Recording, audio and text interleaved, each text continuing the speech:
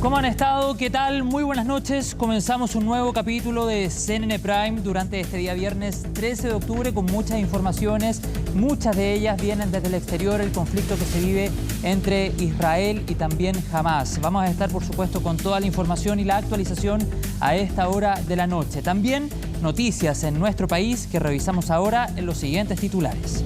Bueno, vamos a comenzar con noticias internacionales porque crece la tensión en Gaza a horas de que se cumpla el plazo impuesto por Israel para evacuar la zona norte de la franja de Gaza. El primer ministro israelí, Benjamín Netanyahu, aseguró que los bombardeos son solo el comienzo y que lo que le espera a Hamas será difícil y terrible.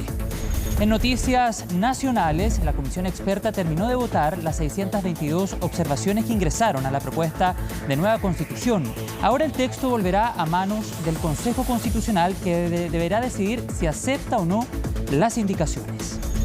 Carabineros detuvo a 5 personas que serían miembros de un brazo operativo de la CAM, entre los cuales se encuentra un sobrino del líder de la organización, Héctor Yaitul. Los sujetos fueron aprehendidos tras perpetrar un ataque incendiario contra 2 camiones en la comuna de Quillego.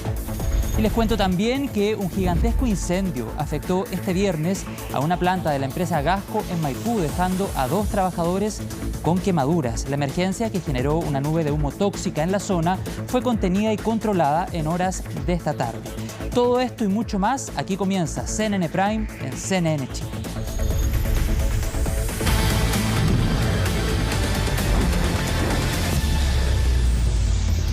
Bueno, lo decíamos en los titulares, el incendio ocurrido en una planta de Gasco, esto en la comuna de Maipú, causó temor entre los vecinos y vecinas. Belén Saldías ha reporteado el tema, nos cuenta más detalles a esta hora. ¿Cómo has estado, Belén? ¿Ya está todo controlado en lo referido al incendio? Hola José, sí, la verdad es que ya está totalmente controlado este incendio que se produjo a eso de las 13 horas de esta jornada.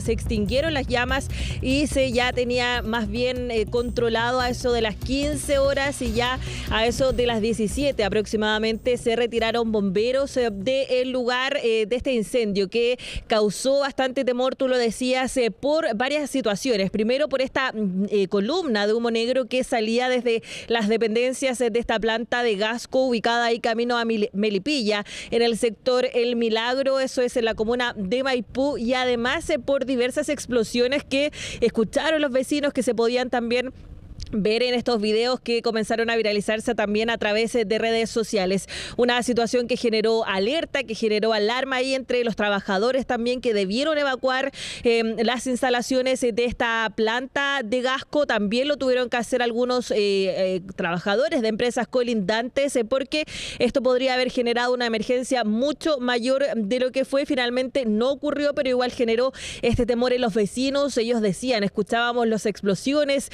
también tuvimos que evacuar cuando vimos que estaban evacuando la empresa Gasco y es por eso que también se generó este temor por parte de los vecinos ahí del sector El Milagro en la comuna de Maipú. Eso fue a eso de las 13 horas aproximadamente. Pasemos a escuchar rápidamente lo que señalaron precisamente los vecinos. Y la verdad que se sintió muy fuerte, 3 explosiones al principio. Y después ya ordenaron evacuar toda la empresa porque estaba demasiado peligroso, demasiado peligroso. Los vecinos no hallaban qué hacer.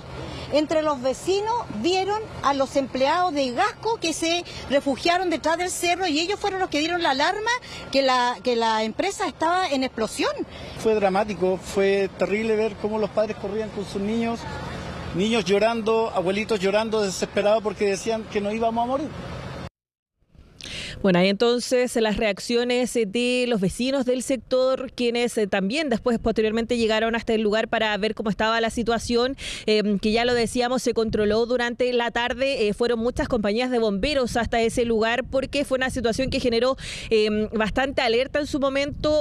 Además, se generaron 3 personas o tuvo como resultado este incendio 3 personas lesionadas, según dieron a conocer por parte de todas las autoridades que se encontraban ahí, incluso desde la propia empresa Gasco. 2 personas tenían considerables quemaduras, incluso algunos tenían comprometidas las vías respiratorias, era parte de lo que se señaló.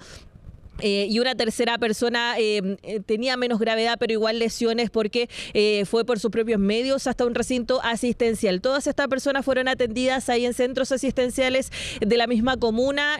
Tras este hecho que ya lo decíamos, ocurrió a eso de las 13 horas, se realizaron evacuaciones, 255 trabajadores aproximadamente fueron evacuados de esta planta de Gasco y aproximadamente otros 200 más de empresas aledañas, además de evacuaciones en centros de educación, jardines infantiles, también algunos colegios que se encontraban ahí muy cerca de este lugar donde ocurrió este incendio durante esta jornada. Pasemos también a escuchar parte de las declaraciones que dieron desde Gasco.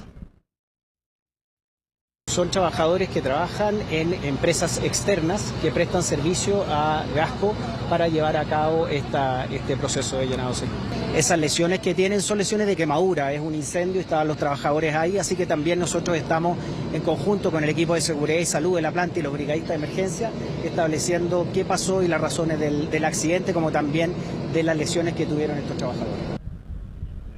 Bueno, entonces hasta ahí también parte de las declaraciones que entregaron desde la empresa afectada. Según se señalaba por parte de bomberos, el origen de este incendio se dio en una parte donde se llenan precisamente estos galones de gas y es por eso que también la peligrosidad que significaba esta situación, la alerta también que generó entre la propia empresa, que ellos decían tenemos protocolos, incluso se habían hecho simulacros anteriormente para cuando ocurrieran este tipo de situaciones, y es por eso que ellos decían que había funcionado al menos todo como correspondía, excepto estas 3 personas que resultaron con diversas lesiones, diversas quemaduras también, y que se tuvieron que ir a centros asistenciales. Pero en definitiva se realizaron los protocolos correspondientes. De todas formas, desde la Seremi de Salud se anunciaron sumarios por esta situación para ver si estaba todo como correspondía, porque también al trabajar con gas, esta es una situación que también es ahí de algún tipo de riesgo, y es por eso que se tenían que corroborar que todo estuviera donde correspondía, que todo estuviera funcionando de acuerdo a lo que se necesita en ese lugar, y es por eso entonces que se va a iniciar un sumario para poder esclarecer si es que ahí hubo alguna irregularidad también por parte de la empresa, además de esta investigación que tiene que llevar a cabo bomberos para conocer la causa específica de este incendio. Pasemos a escuchar más declaraciones que surgieron en el lugar. Los equipos ahora están levantando el acta sanitaria para iniciar esa investigación, y va a ser materia de investigación justamente con los equipos técnicos, evaluar todas las responsabilidades respecto a la situación y al plan también de seguridad para resguardar siempre la seguridad de los trabajadores y trabajadoras, que en este caso tenemos entendido efectivamente de manera preliminar que algunos de ellos están en una situación grave y hay otros también con lesiones más leves. Este ha sido un incendio que podría haber revestido proporciones mayores, pero gracias al trabajo rápido de las brigadas internas de la empresa, más el trabajo complementario que ha hecho Bomberos, junto a todo un sistema de prevención y respuesta ante desastres de la región. Aquí ustedes pueden ver desplegado a Carabineros, a Bomberos, al SAMU, la Autoridad Sanitaria, la Superintendencia de Electricidad y Combustible. O sea, todos los servicios públicos y del Estado estuvieron a disposición para extinguir este incendio. Bueno, ahí lo decía incluso desde Senapred, que llegaron varios organismos, servicios hasta este lugar. Estaba el gobernador de la región metropolitana, estaba también la Seremi de Salud, estaba Senapred, estaba Carabineros, estaban bomberos, quienes además de todas las compañías de bomberos de Maipú, se sumaron otras de la región metropolitana para poder entonces detener este incendio, que fue controlado rápidamente a eso de las 3 y ya no había humo en las cercanías, ya se estaba extinguiendo en su totalidad, y a eso ya de las 5 de la tarde pasado quizás también se retiraron todos porque la emergencia estaba totalmente controlada. Señalaban igual que se iba a mantener en vigilancia esta situación por parte de una brigada de la empresa, específicamente ahí al interior de estas dependencias ubicadas en la comuna de Maipú, pero la situación finalmente terminó sin mayores complicaciones, solamente con estas 3 personas lesionadas, 2 que se mantienen con lesiones de gravedad, pero fuera de eso no pasó a mayores. Eso también era el temor que tenían los vecinos que se encontraban ahí, porque ellos sentían que tenían o que ellos esperan que se puedan acceder a más protocolos por si vuelve a ocurrir este tipo de situaciones. Señalaban de que no existían aún, por lo que también ahí esperan un mayor trabajo por parte de las autoridades, también hay comunales, para enfrentarse evitarse este tipo de situaciones en un futuro si es que vuelven a ocurrir, José. Exactamente, Belén Saldías, imágenes impactantes que se generaron durante la tarde de este día viernes. Afortunadamente el incendio se pudo contener de manera rápida, pero vamos a quedar muy pendientes a la investigación para conocer en profundidad las causas que están detrás del origen de este verdadero siniestro. Muchas gracias, que tengas un buen fin de semana. Buenas noches. Hasta pronto, buenas noches. Chao, Belén. Bueno, el conflicto en Medio Oriente no hace más que agudizarse. Israel dio un plazo de 24 horas para que todos los residentes del norte de Gaza salgan de la zona y se trasladen al sur. El primer ministro indicó que esto es solo el comienzo y María Luisa Carrión tiene todos los detalles y la actualización de la jornada en la siguiente nota. No regresen a sus hogares hasta nuevo aviso. Así de claro, así de directo fue el mensaje que cayó desde el cielo. Miles de folletos fueron arrojados por el ejército israelí sobre Gaza. La orden es una y contundente: abandonar sus hogares y evacuar hacia el sur.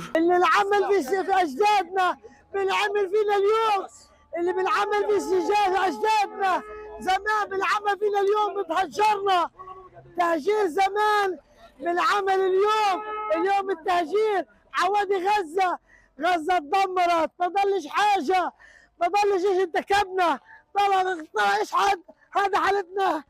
Y así lo están haciendo los residentes de Gaza. Cargan sus pertenencias en vehículos que van repletos de personas y de objetos. Otros, y no pocos, hacen la evacuación a pie. Israel dio un plazo máximo de 24 horas. Se calcula que más de 1 millón de personas se tengan que reubicar dentro de la misma franja, pero en el sur. لقد خذلتمونا والله خذلتمونا وين أهل الضفة وين الشباب وين العمليات الاستشهادية وين يخففوا عنا. Todo esto mientras se espera que recrudezca el conflicto. Israel acumula y acumula tanques en la frontera con Gaza en lo que sería una inminente invasión terrestre a la zona. Les hemos notificado que este es el momento de irse. Entendemos que va a llevar tiempo. Este es un anuncio para prepararse y comenzar a moverse hacia la frontera. Estamos teniendo esto en cuenta. Es obvio que por eso estamos diciendo esto. Les hemos dado una ventana en la que les hemos animado a hacer esto y pedimos encarecidamente a todos los civiles de Gaza que lo hagan porque queremos minimizar al máximo la pérdida de vidas civiles. Civiles que han sufrido los últimos días el asedio total, sin suministros básicos que agravan aún más su situación, hospitales que solo tienen luz unas horas al día para racionar el combustible. Las críticas internacionales no dejan de llegar. Ahora es Vladimir Putin quien cuestionó el bloqueo a Gaza. Se podrían tomar medidas militares y no militares contra la franja de Gaza de la misma manera que durante el asedio de Leningrado en la Segunda Guerra Mundial. Entendemos lo que eso implica. En mi opinión, eso es inaceptable. Más de 2 millones de personas viven allí. No todo el mundo apoya a Hamás, por cierto. No todo el mundo. ¿Y todo el mundo debería sufrir, incluidas las mujeres y los niños? Es una prioridad para mí abordar urgentemente la crisis humanitaria en Gaza. Bajo mi dirección, nuestros equipos están trabajando en la región, incluyendo comunicación directa con los gobiernos de Israel, Egipto, Jordania y otras naciones árabes y las Naciones Unidas para buscar, apoyar y determinar las consecuencias humanitarias del ataque de Hamás, para ayudar a Israel. Saben, no podemos perder de vista el hecho de que la abrumadora mayoría de los palestinos no tuvo nada que ver con Hamás. La preocupación también está por la evacuación de las personas enfermas. La Organización Mundial de la Salud ya advirtió que es imposible evacuar a pacientes internados.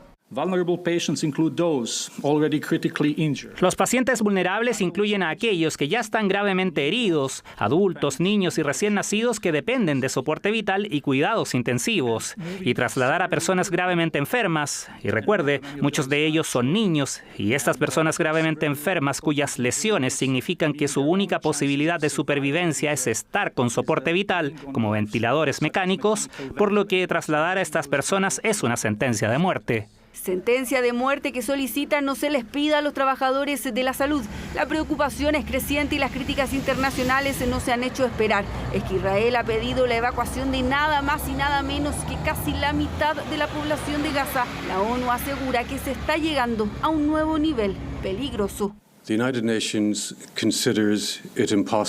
Las Naciones Unidas consideran imposible que se produzca un movimiento de este tipo sin consecuencias humanitarias devastadoras.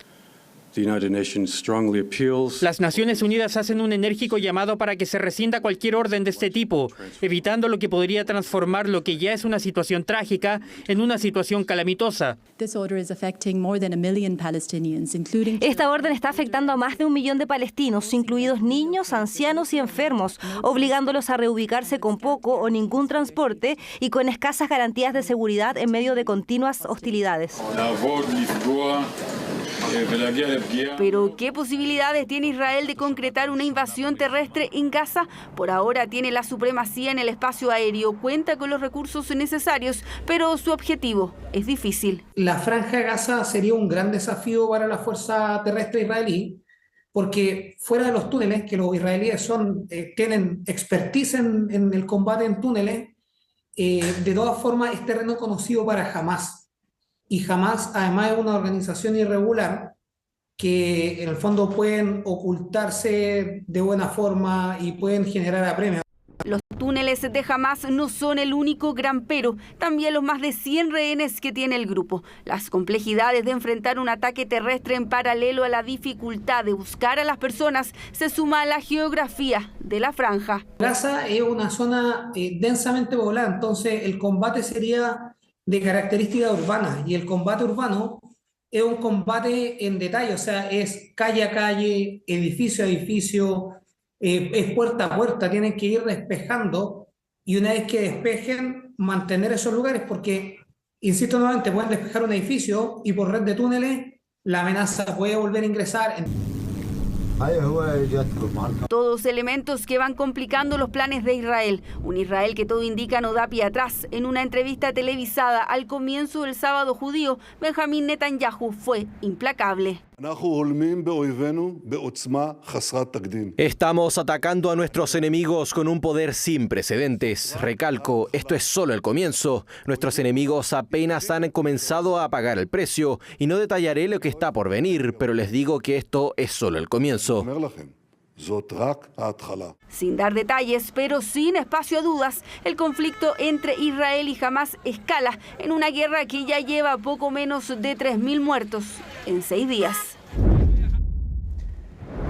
Y a esta hora de la noche nos acompaña la periodista del área internacional, Isel Guerra. Revisábamos recién la nota de María Luisa Carrión con, sin duda, Isel, la frase del día del primer ministro de Israel cuando dice: esto es solo el comienzo. ¿Cómo estás? Buenas noches. ¿Cómo estás, José? Declaraciones que lo veían ustedes en el informe de María Luisa Carrión, a la espera, ¿no?, de lo que sería una inminente incursión terrestre al territorio de la Franja de Gaza, un enclave que tiene aproximadamente 2,3 millones de habitantes, y con ese anuncio con el que despertaban durante esta jornada en este territorio, la de evacuar 24 horas es el plazo que ha entregado aquí Israel, aunque sin embargo señalan aquí los analistas, José, al menos hasta ahora se habla de que sería inminente, pero no hay exactamente un horario, fecha o día en el que se vaya a producir este operativo terrestre de invasión a este territorio. Y estamos muy próximos a que se cumplan las 24 horas, ¿verdad? Exacto, el día de mañana, al menos en nuestra hora chilena, el día de mañana, eso de las 8 de la mañana, debería cumplirse ese plazo de las 24 horas. Te invito, José, a que pasemos a revisar una gráfica para que en sus casas se puedan dimensionar, ¿no?, también cómo es justamente la densidad poblacional del territorio de la Franja de Gaza, que de hecho, por lo demás, José, es uno de los territorios más densamente poblados del planeta. Estamos hablando de 5.500 personas que viven en 1 kilómetro cuadrado, y lo ven ustedes allí en pantalla. Mira, ahí lo podemos ver y está coloreado para que se pueda ir diferenciando. Exactamente, y con este tramo en el norte, ¿no?, que es justamente el territorio donde se ha convocado, se ha anunciado, advertido esta evacuación. Aquí básicamente, José, la única posibilidad que hay, lo escuchábamos, ¿no?, en el informe de María Luisa Carrión, es ir al sur, y eso básicamente por las condiciones actuales. Pero remitámonos a la distribución de la población. La ciudad de Gaza aproximadamente tiene unas 700.000 habitantes, y es justamente una de las zonas que se veía afectada, ¿no?, por esta evacuación. Tú nos decías un poco más de 2 millones de habitantes, pero la mayor cantidad cantidad se concentra en el norte. Sí. Por lo mismo, Isel, se habla de que esta evacuación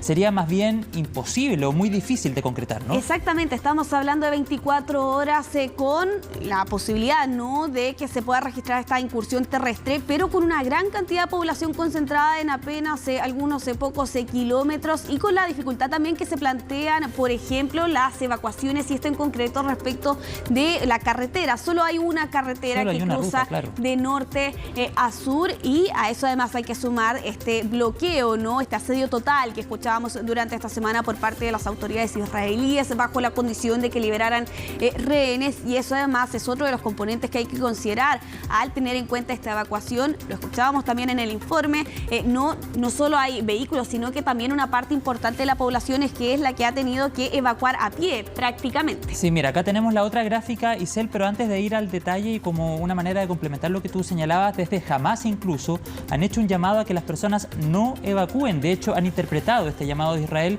como una manera de tomar posesión de ese territorio. Exactamente, es la llamada que hacían durante esta jornada con altoparlantes justamente en estos territorios, instando a la población a que se quedaran en sus viviendas pese a la advertencia que se explica, ¿no?, y se entiende a raíz de este anuncio de evacuación. Lo que estamos viendo ahora, y es también para que puedan dimensionar cómo es la vida de la Franja de Gaza y la dificultad de desplazamiento que existe justamente en este territorio. Lo que estamos viendo es el territorio de la Franja de Gaza fuertemente rodeado, de hecho con fuertes medidas de seguridad. A eso se suma además los cruces fronterizos, muchos de ellos cerrados desde hace ya varios años atrás. Lo pueden ver ustedes ahí en pantalla. 12 cruces, podríamos decir, serían los principales, y hasta cierto punto decir que están habilitados. Uno es el norte con Israel, que claramente está cerrado y que en condiciones relativamente normales permite el paso solo a algunos palestinos con permiso especial. Claro, con muchos trámites de por medio, y justamente en esta gráfica, de hecho la cámara ahí se está cerrando, se explica lo que les contaba Isel Guerra. Las otras rutas están inhabilitadas y solo hay una que cruza de norte a sur, pero que claramente debido a la gran cantidad de población haría que aquella evacuación sea prácticamente inviable. Claro, y aquí hay que tener en cuenta que estamos hablando de un perímetro fuertemente vigilado y custodiado, y ya en el sur, en el caso de Rafah, que justamente estaba apuntando allí la cámara, es el único cruce disponible entre Gaza y Egipto, y al igual que lo que ocurre con el norte, por estos días se había reportado algunos bombardeos, algunos ataques en esta zona, pero en condiciones relativamente normales solo se permitía el paso de unos 400 palestinos, también bajo estrictas medidas administrativas, con permisos que tardaban varios días en poder ser solicitados y con ello también aprobados. Y es por eso que aquí se señala que básicamente la única opción que tienen quienes residen en la zona norte de la Franja de Gaza es dirigirse hasta el sur, y es por eso también estas advertencias que escuchábamos durante esta jornada por parte de la ONU, donde advertía con un desastre humanitario bastante crítico que se puede registrar en esta zona debido a estas condiciones, y a eso además hay que sumar, y lo ven ustedes también en la gráfica, por ejemplo, el aeropuerto de Gaza, que quedó destruido el 2001, se suman también, y lo pueden ver ustedes allí, esta zona prohibida, ¿no?, de solo una milla náutica donde se permite este límite de pesca, y es por eso, José, que algunos organismos internacionales han calificado la situación de la Franja de Gaza como básicamente una cárcel al aire libre, y esto debido a las dificultades, exactamente, las dificultades que significa el desplazamiento en esta zona. De hecho, sobre lo mismo también hay que consignar, Isel, que no todos quienes habitan ese territorio, por ejemplo, y en algo sumamente doméstico, pero que claramente podría imposibilitar el traslado o una eventual evacuación, no todos cuentan con autos, por ejemplo, para poder hacer ese traslado. Y por otro lado también, Isel, consignar que ha habido bombardeos incluso en el sector sur de la franja. Así es, y es de hecho el llamado que hacía durante esta semana Egipto, por ejemplo, a que se detuvieran justamente los ataques en la zona sur de la Franja de Gaza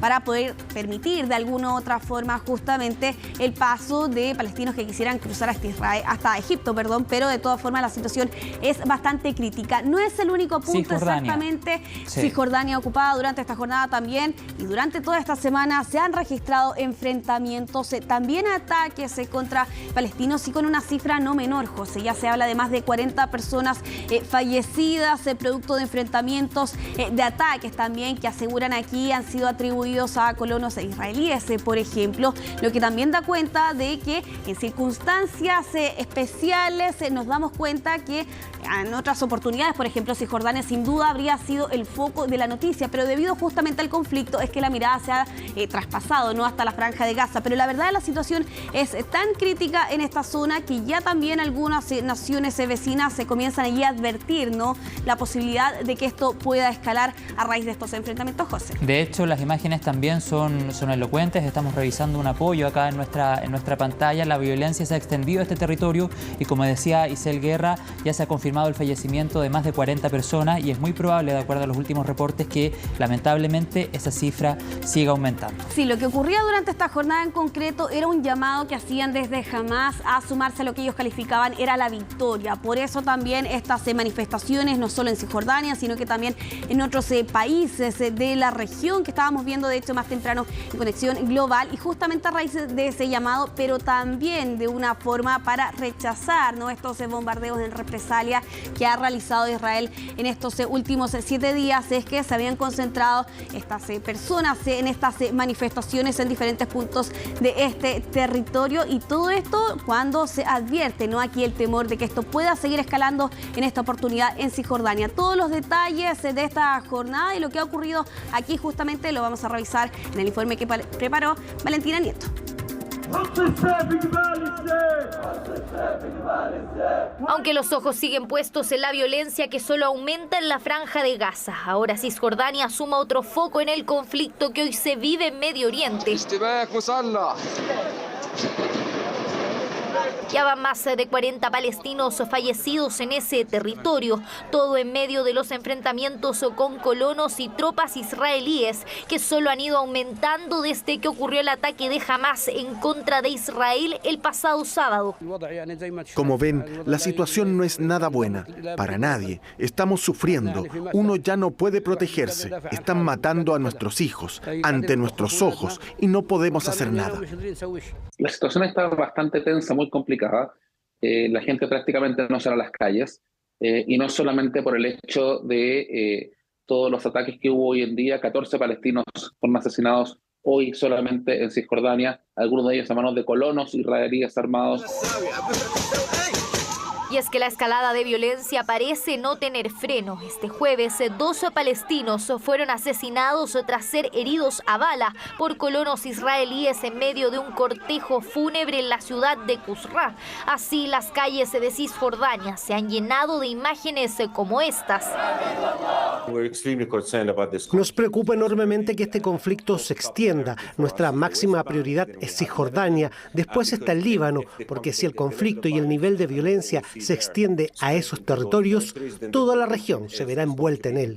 Es precisamente uno de los mayores temores. Las operaciones militares de Israel en Cisjordania se han multiplicado durante las últimas horas ante los desórdenes. De hecho, más de 50 palestinos fueron arrestados en distintos puntos del país.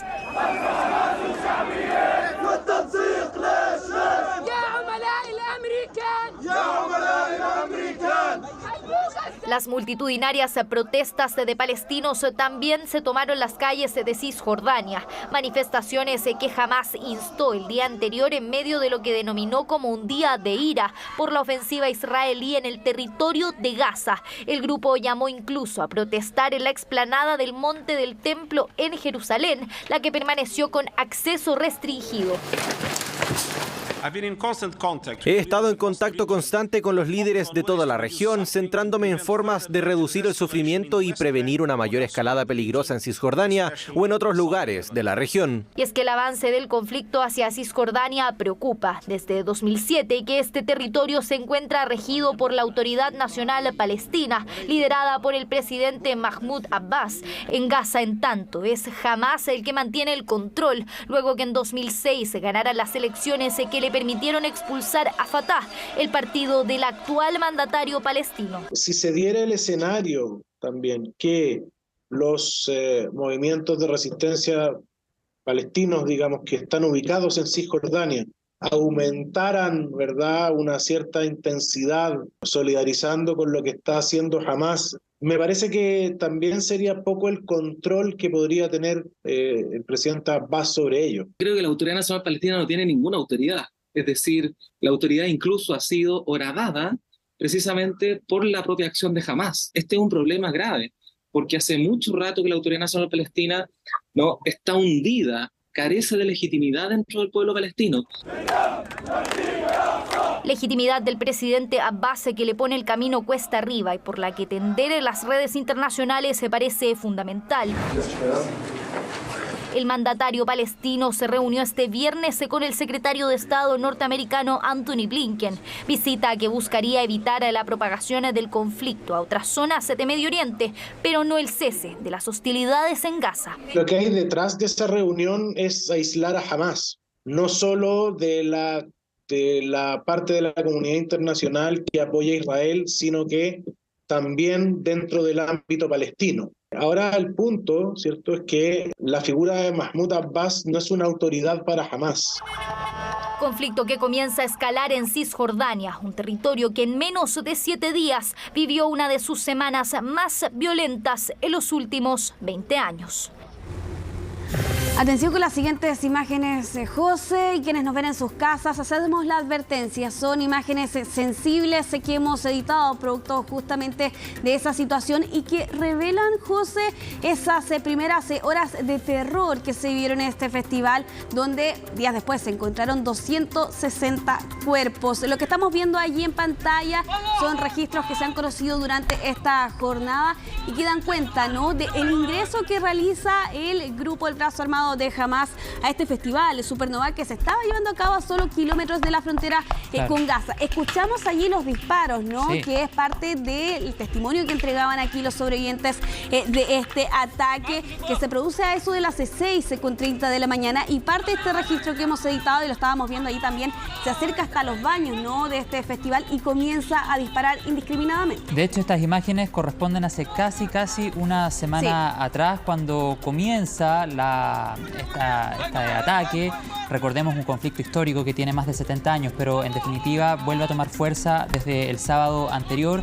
Son imágenes de este festival, Isel, que se viralizaron en primera instancia, pero que ahora se agrega este otro registro y que vuelve a poner en entredicho, vuelve a poner sobre la mesa, Isel, en la conversación, en la discusión, el aparato de seguridad israelí. Siempre había sido caracterizado por tener mucha tecnología, por tener un servicio de inteligencia muy intenso o con muchos adelantos, avances respecto a otros territorios. Sin embargo, se pone en tela de juicio el aparato de seguridad con imágenes como estas, por ejemplo. Claro, y ese mismo día incluso ya comenzaba a surgir el análisis, ¿no?, si se había registrado un fallo en los servicios de inteligencia de Israel. Y en este último día hay nuevos antecedentes que se han sumado justamente a esos análisis, José.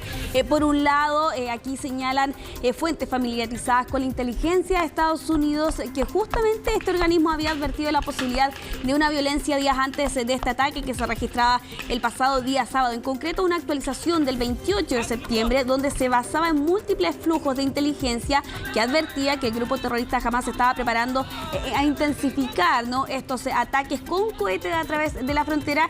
Y otra advertencia, en concreto, un cable de la CIA el día antes, el 5 de octubre, advertía en general esta creciente posibilidad de violencia por parte de Hamás. Y de hecho, funcionarios de inteligencia egipcios han dicho a medios de comunicación de Israel y a otros medios de comunicación a nivel internacional que el gobierno israelita ignoró ciertas advertencias, como por ejemplo las que señalaba Isel. Información, eso sí, que ha sido desmentida por el primer ministro Benjamín Netanyahu. Sí, parte de una serie de análisis, ¿no?, que se han comenzado a hacer ya prácticamente desde ese mismo día sábado, que intenten explicar justamente cómo es que las fuerzas milicianas de Hamás lograron cruzar la frontera y llevar a cabo esta verdadera masacre que hemos visto ahora con esta cifra que sigue subiendo lamentablemente con cada día que pasa. Vamos a tomar contacto, José, con Rafael Romo, quien justamente está en Tel Aviv y que nos va a contar los últimos antecedentes y las últimas actualizaciones que hay y que ha ocurrido en esta jornada. ¿Qué tal, Rafael? Las alarmas volvieron a sonar esta noche aquí en Israel, seguidas de múltiples explosiones. Y permítanme decirles que desde que llegamos aquí el martes, estos fueron los estallidos más fuertes que hemos escuchado. Hubo un aviso de unos 40 segundos, quizá 30, antes de que oyéramos las grandes explosiones. Lo que esto significa es que a pesar de los ataques que Gaza ha estado recibiendo durante los últimos días, Hamás todavía tiene la capacidad de lanzar cohetes por todo Israel. Y aquí es importante recordar que Tel Aviv, donde nos encontramos, es la ciudad más grande de Israel. Anteriormente, Hamas disparó decenas de misiles contra ciudades como Ashkelon y por primera vez hubo una incursión terrestre limitada en Gaza por parte de las Fuerzas de Defensa de Israel, precisamente con el propósito de impedir que esos militantes dispararan cohetes contra el país. Las Fuerzas de Defensa de Israel dijeron que durante las últimas 24 horas las FBI llevaron a cabo incursiones en el territorio de la Franja de Gaza en lo que llamaron un esfuerzo por eliminar la amenaza de terroristas y armas en el área y localizar rehenes. El ejército israelí también dijo que los soldados buscaron y recogieron pruebas que ayudarían en el esfuerzo de localizar a los rehenes. Los militares de Hamas capturaron hasta 150 rehenes en los primeros días de los ataques terroristas y autoridades israelíes esperan poder regresarlos a casa sanos y salvos antes de cualquier operación militar a gran escala en Gaza. Además, dijeron las autoridades, los soldados frustraron células terroristas y la infraestructura ubicada en el área, incluida una célula de Hamas que disparaba misiles antitanques hacia territorio israelí. Pero esas fueron incursiones limitadas, a diferencia de una gran invasión terrestre que podría ocurrir pronto. Como hemos informado anteriormente, las Fuerzas de Defensa de Israel tienen ahora alrededor de 350,000 soldados y reservistas rodeando Gaza. Rafael Romo, CNN, Tel Aviv, Israel. Bueno, José, escuchábamos a Rafael Romo hacer alusión a esta incursión limitada o localizada en el territorio de la Franja de Gaza. Señalaban aquí desde las Fuerzas de Defensa de Israel que lo que buscaban era dar con los rehenes, este grupo de 150 personas a quienes se le perdió el rastro justamente ese día sábado, sino dar con pruebas que permitieran dar cuenta de la ubicación de este grupo. Lo hemos señalado en otras oportunidades. Se cree que aparentemente podrían estar en los sótanos o incluso en esta red de túneles que tiene Hamas debajo de la superficie en el territorio de la franja, y todo esto cuando todo parece indicar que es inminente, ¿no?, esta ofensiva terrestre, aunque claro, sin una fecha que haya estado entregada aquí al menos hasta ahora Israel. Pero al menos el plazo de las 24 horas se cumple durante las próximas horas y vamos a quedar muy atentos, Giselle Guerra, a toda esa información. Por supuesto, agradecemos a Rafael que conectaba con nosotros desde Tel Aviv y que nos ha estado actualizando durante toda la jornada precisamente desde allá, la zona de conflicto. Muchas gracias, Giselle, que tengas buenas noches y nosotros vamos a seguir, por supuesto, con otros temas que tienen que ver precisamente con el conflicto que se vive en Medio Oriente. Buenas noches, Giselle. Que esté muy bien. Bueno, les quiero contar a esta hora de la noche que la comunidad judía acudió al Palacio de la Moneda para entregar una carta donde piden mayores gestiones para dar con el paradero de compatriotas que han estado durante las últimas jornadas en calidad de desaparecidos en la zona de la guerra. Daniela González nos cuenta todos los detalles de esta información y además agregamos que el día de mañana, en la tarde, a eso de las 4 o 5 de la tarde, llega el primer vuelo con chilenos y chilenas repatriados desde la zona de conflicto. Revisamos todos los detalles en la siguiente nota.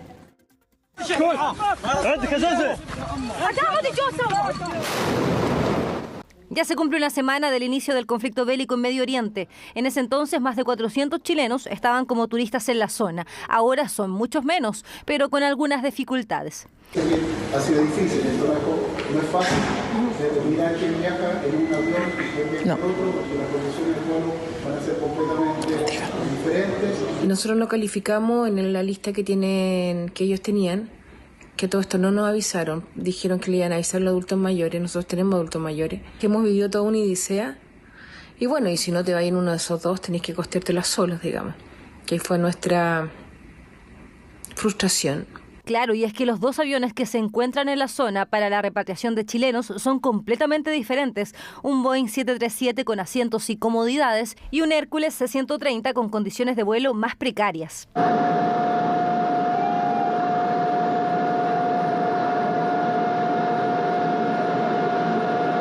Evidentemente, el vuelo de un avión Hércules es más complejo. Los chilenos varados en España dicen que el retorno, además de incómodo, será extremadamente largo y que no están en condiciones para aquello, especialmente en el caso de los adultos mayores. Espero que nunca a ningún chileno de verdad le pase lo que nos pasó a nosotros. Ser refugiado de una guerra es complejo.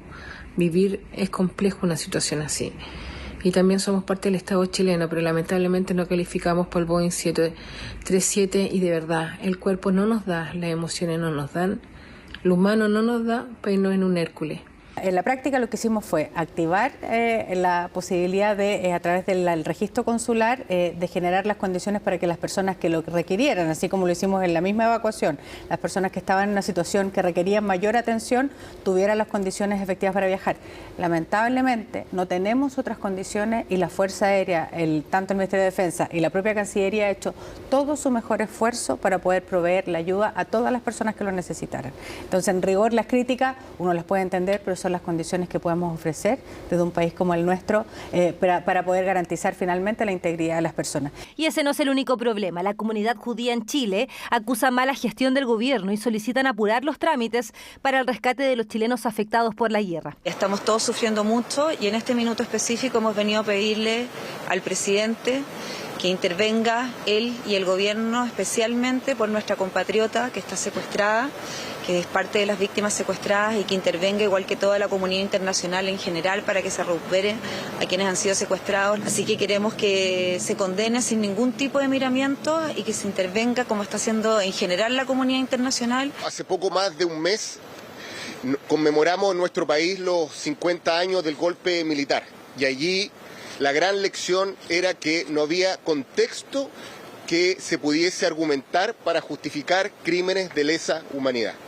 Y desde esa perspectiva nosotros también esperamos que nuestro gobierno no sea tibio ni le quiera buscar justificación o buscar algún matiz frente a crímenes o masacres cometidas contra civil. Todo esto mientras el presidente Gabriel Boric se reunía en Madrid con la tripulación de los aviones humanitarios en medio de una de las tantas escalas para llegar a China.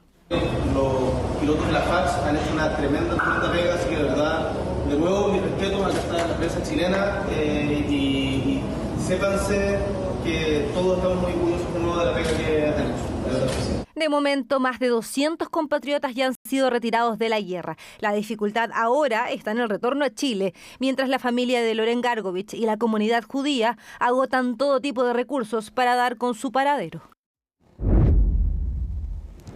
5 comuneros mapuches fueron detenidos de forma flagrante tras robar y quemar 2 camiones en la región del Biobío. Uno de ellos es sobrino del líder de la coordinadora Arauco Mayeco, Héctor Yaitul. Macarena Román nos cuenta más de este hecho y también de sus consecuencias.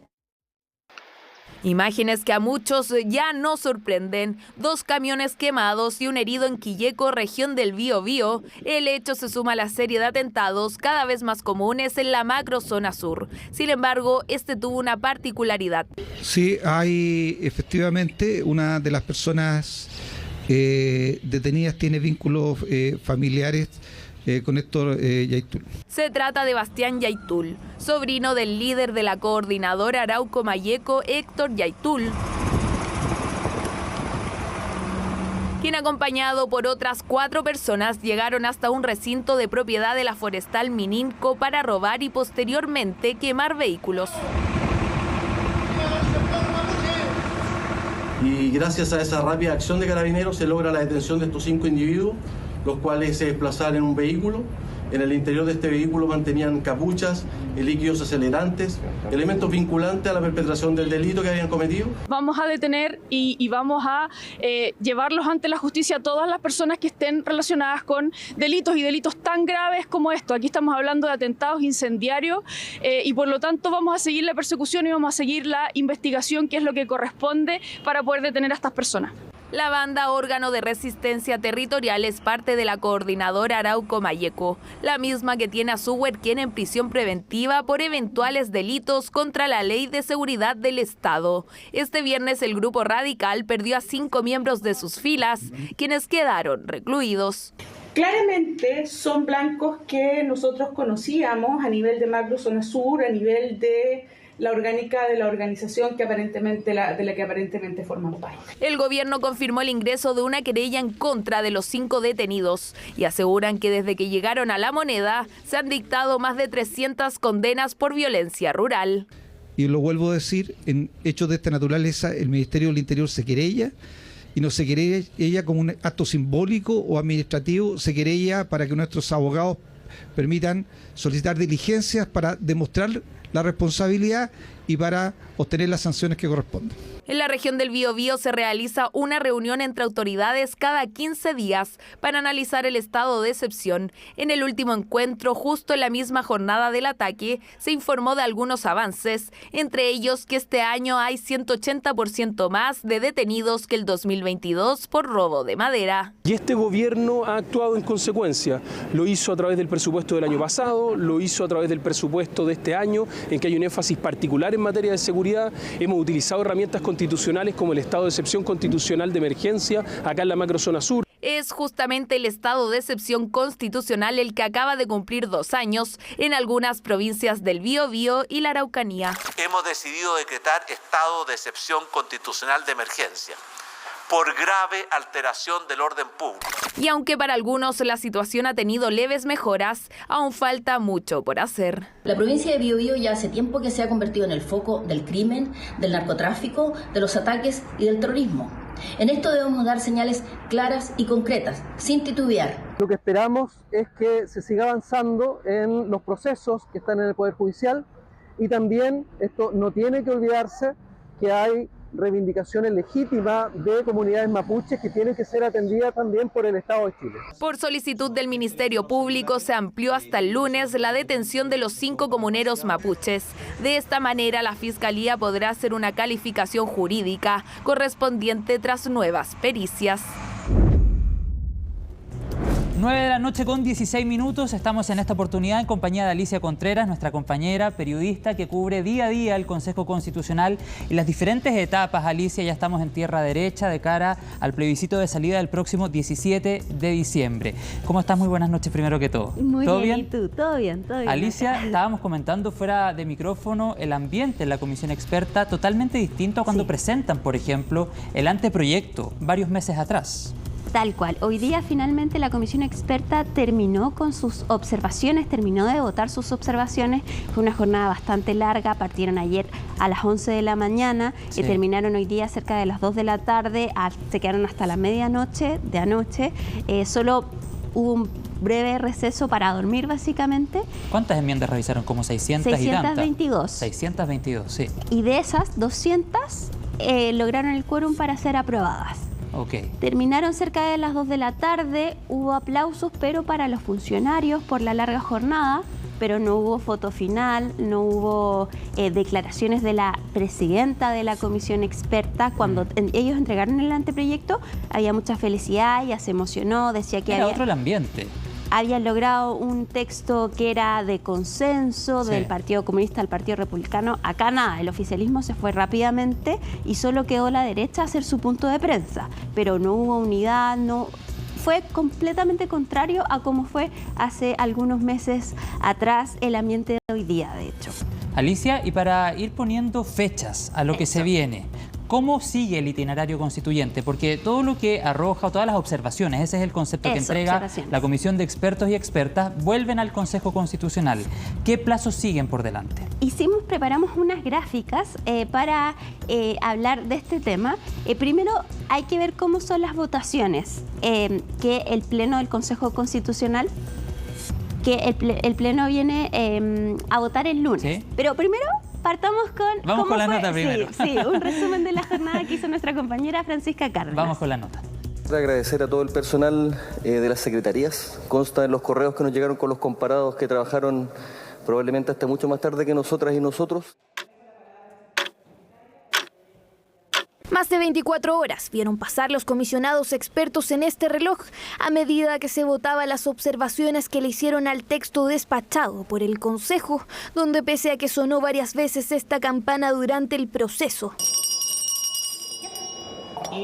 no hubo grandes cambios a la propuesta. Hay algunas sorpresas que todavía estamos decantando porque no entiendo algunas votaciones, incluso en materias de redacción, negativas como para que la Constitución quede mal redactada, es raro. No cuentan con el apoyo del Partido Republicano y a pesar de que se han aprobado en la Comisión Experta, cuando lleguen al Consejo Constitucional tienen alta probabilidad de no sobrevivir por la capacidad de bloqueo que el Partido Republicano tiene. Dentro de las comisiones trabajamos muchas de de aquellas observaciones que hoy día están presentadas, pero no se alcanzaron acuerdos significativos respecto de materias que eran precisamente aquellas más controvertidas. 5 días tuvieron los expertos para hacer modificaciones al texto, así los comisionados votaron 622 observaciones. Pese a ello, no se destrabaron los nudos más críticos del texto. Es por eso que algunos insisten en buscar acuerdos. Chile lleva 43 años confrontándose, enfrentándose por la Constitución del 80, que en lugar de ser ese marco de unidad ha sido un marco de división. Y yo veo difícil por lo que está pasando. Yo creo que necesitamos un acuerdo, una Constitución que sea de todos, que sea la casa de todos. Uno de los grandes cuellos para el desarrollo del país, cuello de botella que tenemos en el país, es nuestro sistema político. Eso es lo más importante que tiene que hacer la nueva Constitución, a través de la nueva Constitución, en la parte fundamental, y después en las leyes que haya que asumir. El Parlamento, los partidos políticos, el gobierno, todos desprestigiados. Y no solo los expresidentes observan con preocupación el rumbo que tiene la propuesta de nueva Constitución, también coinciden en ese análisis en el mundo empresarial. El llamado es a finalizar este proceso. Mantener la Constitución hoy día, la actual, sin que se cierre un proceso que ya hemos pasado en la práctica hemos vivido durante 4 años, significa tener más incertidumbre. Y por eso que para el mundo empresarial hemos dicho y nos gustaría muchísimo que realmente en estos últimos pasos que están quedando se logren los acuerdos necesarios. Los expertos eliminaron la norma que terminaba con las contribuciones, suprimieron la objeción de conciencia y mantuvieron la protección de la vida de quien está por nacer, norma que quedó tal y como se aprobó por los consejeros, en su mayoría republicanos. En muchas materias pensamos que ha habido dificultades en este proceso y nosotros no renunciamos y seguimos, con la expectativa de que no desaprovechemos esta oportunidad. Proceso que iniciará su etapa final durante los próximos días, donde el texto volverá al Pleno del Consejo. El lunes los consejeros deberán votar las observaciones de la comisión experta de cara al plebiscito del próximo 17 de diciembre. Bueno, Alicia, ahí revisamos una nota de Francisca Cárdenas con el resumen. De hecho, al finalizar la nota, ella daba ahí algún adelanto de lo que se viene para las próximas jornadas y tú nos vas a contar precisamente cómo sigue este itinerario constituyente ya en tierra derecha, Alicia. Tal cual. Ahora sí vamos con la gráfica. Ahora sí vamos con la gráfica. Sí sí. Aquí están las gráficas. El lunes a las 10 de la mañana van a citar un pleno del Consejo Constitucional. Vuelven los consejeros a escena y van a votar las observaciones que le hizo la comisión experta. Okay. Acá hay 2 quórum importantes, el de 3/5 y 2/3. Todas las observaciones que se aprueben por 30 votos, 3/5, pasan al texto final, a la propuesta constitucional. Ahí ya no hay nada más que hacer. Nada más que hacer, okay. Se da por aprobado. Todo lo que se rechace por 2/3, es decir, 33 votos, queda desechado. No va a la propuesta constitucional. Pero todo lo que quede entre medio, por ejemplo, algo que aprueben por 28 votos, pasa a una comisión mixta. Ah, entiendo. Por ejemplo, si algo se aprueba por 28 votos, pero no tienen los 33 en contra, iría a una comisión mixta, por ejemplo. Tal cual. Okay. Y la comisión mixta son 6 consejeros y 6 comisionados expertos. Ya, perfecto. O sea, Alicia, perdón que te interrumpa, sí, pero para que vayamos haciendo la composición. Comisión mixta, 6 de cada lado, por así decirlo. En la comisión de expertos y expertas están todas las fuerzas políticas representadas. Por lo tanto, es muy probable que de esos 6 haya de todos los colores políticos. Sí, no así en el Consejo. De hecho, esa es la gran pregunta, cómo se va a componer los 6 consejeros, porque esa es una decisión que toma la mesa del Consejo. ¿No hay una normativa? Solo dice que la mesa tiene que tomar la decisión, por acuerdo de la mesa. Entonces los 6 consejeros todos pueden ser de oposición, no necesariamente tienen que integrar al oficialismo. Podría quedar tal vez uno del oficialismo. Que hicieron el ejercicio, quedaban como 3 del Partido Republicano eventualmente, sí, 2 de Chile Vamos y tal vez uno de oficialismo. Claro. Probablemente decante por ahí, pero el reglamento no habla de eso porque ahí no se tenían claras las fuerzas políticas. Entonces, eso no está claro. Lo que sí está claro es que la comisión mixta van a ser, de los comisionados expertos van a ser 3 de derecha y 3 de izquierda. Y esto ya comienza el próximo lunes. El próximo lunes se vota en el Pleno del Consejo. Claro. Probablemente quizás sean 2 días, lunes o martes, y después se arma la comisión mixta. Vamos a la siguiente gráfica donde están las fechas. esto es todo eventual, pueden cambiar los plazos, pero probablemente el 30 y el 31 el Pleno del Consejo va a votar las soluciones que llegue la comisión mixta. La comisión mixta tiene que votar también sus observaciones y esto después vuelve a pasar por el Pleno del Consejo Constitucional. Vota si aprueba o no la solución que le entrega la comisión mixta. O sea, siempre los consejeros tienen la última palabra. Siempre. Eso es importante consignarlo. Siempre. Después que esto se solucione, el 6 de noviembre se hace la votación final del texto constitucional, que acá en un momento se habló de esta votación final. ¿Qué pasa si ellos no aprueban el texto final? Ahí no hay plebiscito. Claro. Pero ese es un escenario muy alejado, nadie cree que pueda pasar de que se rechace. Pero que hace algunos días se conversó, al menos desde el oficialismo. Sí, pero a ninguna parte le conviene, porque al Partido Republicano ya dijo, zanjó, que ellos no van a votar en contra del texto constitucional porque le quitan también el poder de decisión a la ciudadanía. Exacto. Si es que se rechaza. Lo mismo pasa con el oficialismo. Ellos dicen, es la ciudadanía la que tiene que decidir finalmente si es que aprueban o no este texto constitucional. Por ende, se está descartando... El plebiscito lo más probable es que haya. Probablemente sí. Entonces se hace la votación final el 6 y el 7 se entrega la propuesta constitucional al presidente de la República. Queda poco tiempo. Queda poco tiempo. Y luego del 7 de noviembre, Alicia, ya vamos a comenzar a ver entonces las campañas y todo de cara a las elecciones del 17 de diciembre. Sí, favor o en contra. Esos son los conceptos en esta oportunidad. Sí. Vamos ahora a la siguiente gráfica para hablar de qué es lo que finalmente observó la comisión experta. Acá la comisión experta llegó sin grandes acuerdos en los temas sustantivos. Cada sector presentó observaciones por su lado y acá en el pleno de la comisión experta finalmente pasó lo que logró los 14 votos. Estos son algunos de los acuerdos que se alcanzaron. El Estado Social y Democrático de Derecho se acordó volver al artículo 1 este concepto porque el Consejo lo había pasado al artículo número 2. ¿Esas son las modificaciones que proponen los expertos? Sí. Ok. El Estado Social y Democrático de Derecho subirlo fue una observación de la derecha que contó con 2 votos claves de la ADC, Alejandra Kraus y Paz Anastasiade, y con eso vuelve al artículo 1. También se aprobó eliminar la exención de las contribuciones, que esta fue la gran norma que impulsó el Partido Republicano. Sin embargo, en este caso, eliminar la elección de exención de contribuciones tuvo el voto en contra de Carlos Frontaura, que es el comisionado del Partido Republicano. O sea, eso nos indica que el Partido Republicano la va a pelear en la mixta. Exactamente. Claro.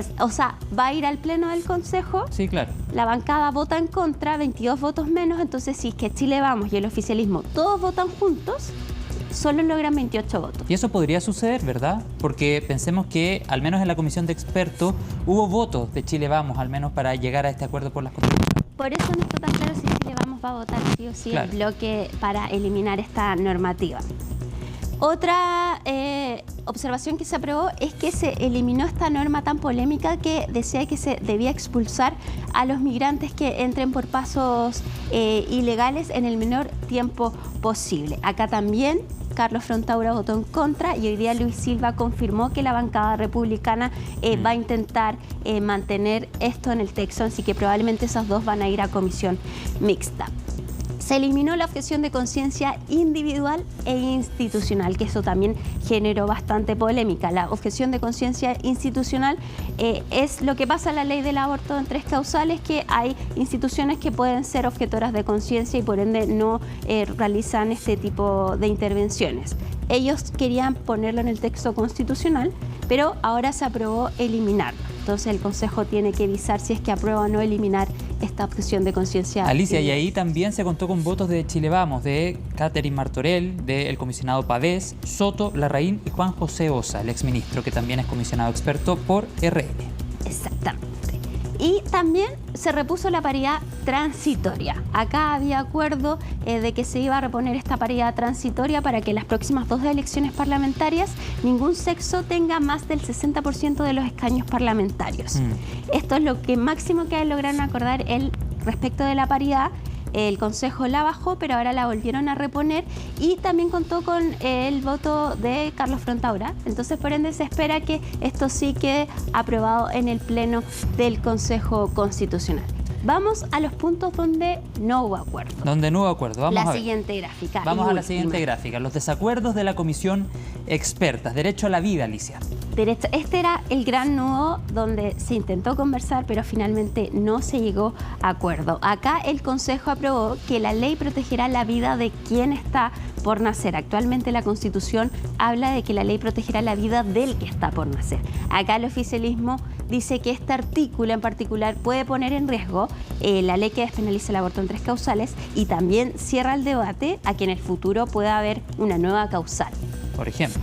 Acá el oficialismo presentó una observación para suprimir este artículo. La derecha presentó su propia observación para bajarla a la ley protegerá la vida del que está por nacer, que es como actualmente está la Constitución. Ningún lado logró convencer al otro, por ende se cayeron esas observaciones y esta va a ser el texto que pase a la propuesta constitucional. O sea, se mantiene el quién. El quién, y ya no hay forma de cambiarlo porque no se pueden hacer más modificaciones. Entonces, así va a quedar la propuesta constitucional, el quién, que era lo que quería el Partido Republicano, y José Antonio Kast la semana pasada dijo que para ellos era un intransable. Sí, de hecho lo estuvimos escuchando en una entrevista. Vamos al otro punto, salud, educación y seguridad social, sin cambios. Y ahí surge la crítica que ha venido desde el oficialismo, por ejemplo, cuando dicen aquí se está constitucionalizando el sistema de ISAPRES y también el sistema de AFP. Exactamente, en los derechos sociales no hubo ningún tipo de cambio y también acá podemos agregar el derecho a huelga, que tampoco tuvo cambios y por ende la huelga está circunscrita a la negociación colectiva, que eso era algo que también quería cambiar el oficialismo, no lo lograron, por ende quedan tal como salió del Consejo Constitucional. Por último, también el número de diputados. Acá hubo una polémica porque el Consejo quiso mantenerlos en 138 diputados, bajarlo a 138, pero nunca pudieron explicar por qué ese número y no otro. Actualmente hay 155. Acá hubo críticas, el oficialismo no quiere disminuir el número de parlamentarios porque dice que afecta la representatividad, pero finalmente no se llegó a acuerdo, entonces se mantiene el número de 138 diputados. Otros temas, Alicia, en los cuales tampoco se llegó a acuerdo, por lo tanto pasan al texto, es que los enfermos terminales cumplan penas de cárcel en sus casas, que también fue un punto que en algún momento generó bastante controversia. Esa fue la llamada enmienda que decían que era para beneficiar a los reos de Punta Peuco. Claro. La enmienda inicial hablaba de los mayores de 75 años. El Consejo logró dejarla solo en los enfermos terminales que puedan acreditar una enfermedad terminal y que no sean un peligro para la sociedad. Pero de igual forma dicen que esto puede beneficiar a los condenados por delitos de lesa humanidad. Eso no se logró modificar y por ende también pasa al texto constitucional. Bueno, vamos a quedar bien pendientes a lo que pase en la etapa de comisión mixta, donde claramente, Alicia, va a llegar el tema de contribuciones, objeción de conciencias, migrantes probablemente van a estar en la discusión en la siguiente etapa, cuando se compongan en ciertos temas estas comisiones mixtas como tú nos señalabas. Así es. Bueno, quedamos muy atentos entonces, Alicia, a lo que vaya pasando en el Consejo Constitucional. Como decíamos al comienzo, ya estamos en tierra derecha, así que vamos a seguir todos los detalles con el reporte que tú nos entregas todos los días desde el ex Congreso Nacional en el Consejo. Estamos de vuelta y lo hacemos con cnnchile.com y un adelanto de lo que veremos en los próximos minutos en CNN Tiempo, porque vamos a vivir, al menos en la zona centro de nuestro país, durante este fin de semana, una ola de calor. Se prevén hasta 30 grados, o nos vamos a acercar más bien a esa temperatura en algunos territorios de la región metropolitana y valles cercanos. Estas altas temperaturas van a estar presentes al menos hasta el día martes de la semana que tenemos por delante y vamos a estar muy pendientes a si se cumple o no la regla de los 3 días consecutivos con una temperatura superior en esta época del año a los 25 grados para que estemos hablando o no de una ola de calor. Ese rango o ese umbral va cambiando a medida avanzan los diferentes meses del año y en esta época bordea los 24 o 25 grados. 3 días consecutivos con una temperatura igual o sobre aquella, ya hablamos de ola de calor. Bien, otro tema que tenemos que estar atentos y que revisamos en esta entrevista que ustedes ven en la pantalla, pueden ir al sitio y la reviven, es sobre las nubes que ingresan el próximo miércoles en la zona central y que podrían dejar algunas precipitaciones, siempre de carácter débil, en el sector alto de la región de Valparaíso, en el sector alto de la región metropolitana y también en la precordillera y cordillera de la región de O'Higgins. Eso para el miércoles, luego de las altas temperaturas. Por supuesto, lo vamos a seguir actualizando como siempre en CNN Tiempo. Y a propósito de CNN Tiempo, nos vamos a ir rápidamente a nuestro estudio para revisar el pronóstico luego de CNN Prime. Y más adelante, como veíamos en el adelanto, llega la Vivi Encina con un nuevo capítulo de CNN Magazine. Viernes 13 de octubre, así estuvo nuestro país y el mundo. Somos CNN Chile. Que tengan buenas noches y un buen fin de semana. Gracias por estar ahí. Chao.